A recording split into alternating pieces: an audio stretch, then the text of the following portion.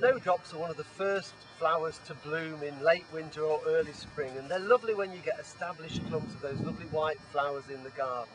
If you want to increase the snowdrops in your garden, now's the time to do it. As soon as the flowers are finished but you've still got the green leaves on, and we call that in the green, and that's the best time to move them because they don't notice the shock. They transplant and establish again really quickly.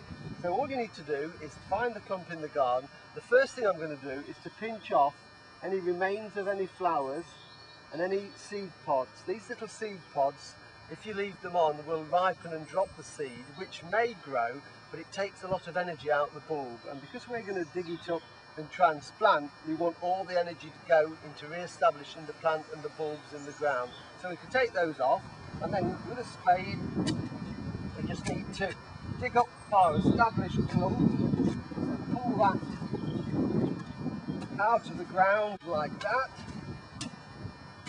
And then very carefully, what we're going to do is just shake the soil off the roots, and then we're going to tease the clump apart.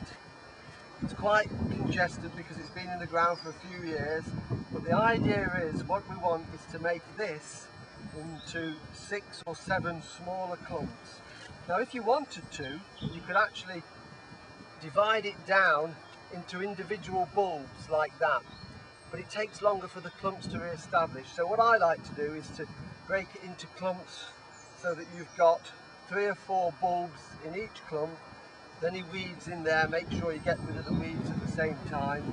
So from that one clump, as you can see, I'm getting lots and lots. You can split that one, and that one.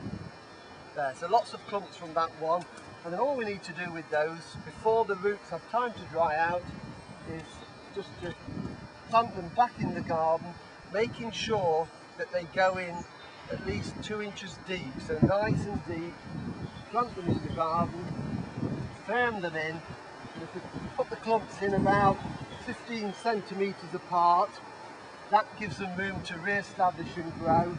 So next year, instead of one big clump of snowdrops, we'll have a nice large clump of several.